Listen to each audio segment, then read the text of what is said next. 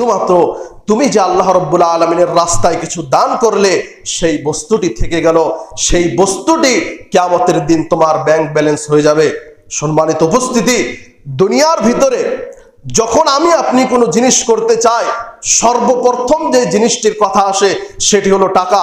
দুনিয়ার ভেতরে আপনি যেই কাজ করতে যান না কেন, আপনি টাকা ছাড়া করতে পারবেন না। মানে টাকা একটি গুরুত্বপূর্ণ, একটি জরুরি বস্তু, টাকা ছাড়া মানুষ চলতে পারবে না।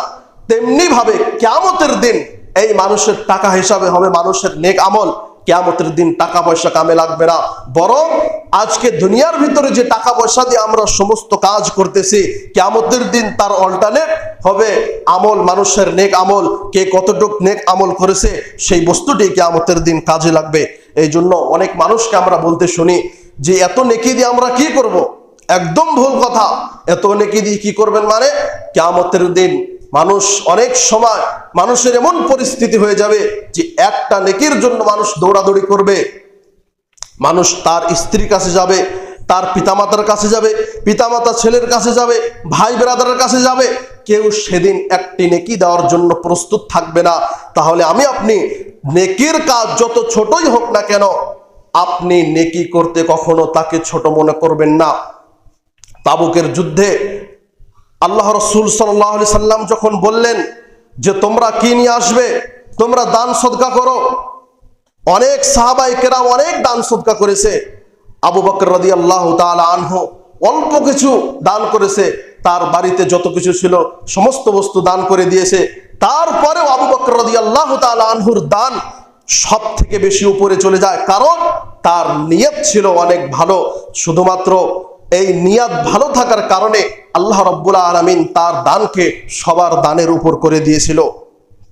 তেমনি ভাবে সদকা, দান সদকার একটি গুরুত্বপূর্ণ ফজিলত হচ্ছে আল্লাহ রাসূল সাল্লাল্লাহু আলাইহি সাল্লাম বলেছেন, আস-সাদাকাতু তুতফিউল খাতিআ, যে সদকা মানুষের গুনাহকে এইভাবে মিশিয়ে দেয়, কামা ইউতফিউন নারু আল মা, যেমন ভাবে আগুন পানিকে নিভিয়ে দেয়, তেমনি ভাবে সদকা মানুষের গুনাহকে এইভাবে শেষ করে দেয়।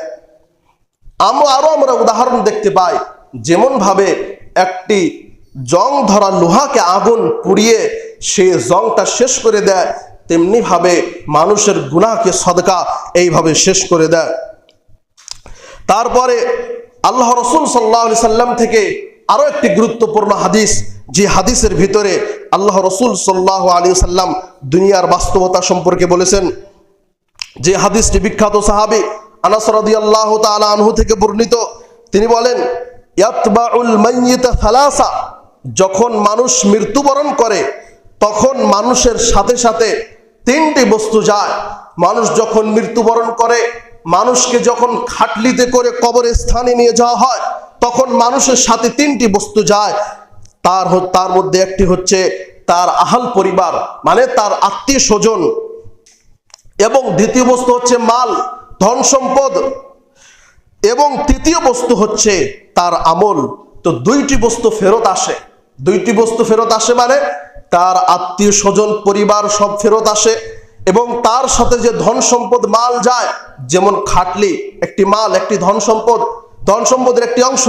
তো এই বস্তু, সমস্ত বস্তু ফেরত চলে আসে, কিন্তু সেই মুর্দা ব্যক্তির সাথে শুধু থেকে যায় তার আমল। সেই মুর্দা ব্যক্তির সাথে শুধু থেকে যায় আমল, এবং সে কি আমল করেছে সেই মোতাবেক তাকে প্রতিদান দেওয়া হবে। এবং আল্লাহ রাসূল সাল্লাল্লাহু আলাইহি ওয়াসাল্লাম বলেছেন, যখন মানুষকে কবরে রাখা হয় তখন তোমরা তাদের জন্য দোয়া করো, কারণ তার এখন কঠিন মুহূর্ত, তাকে এখন প্রশ্নের মুখাপেক্ষী হতে হবে। তাকে তিনটি প্রশ্ন করা হবে। যদি সেই প্রশ্নগুলোর উত্তর ভালোভাবে দিতে পারে, তাহলে তার পরের যত ধাপ আসবে, পরের যত স্টেপ আসবে, সমস্ত স্টেপ আল্লাহ রাব্বুল আলামিন তার জন্য সহজ করে দিবে। আমরা আল্লাহ রাব্বুল আলামিনের কাছে দোয়া করি, আল্লাহ যেন আমাদের কবরের অবস্থাকে সহজ করে দেয়, আমিন। সম্মানিত উপস্থিতি, আমরা বলছিলাম যে দুনিয়ার বাস্তব অবস্থা, মানুষের জীবন, এই সম্পর্কে আরো দু একটি হাদিস আমরা জানবো। আল্লাহ রাসূল সাল্লাল্লাহু আলাইহি সাল্লাম থেকে রয়েছে।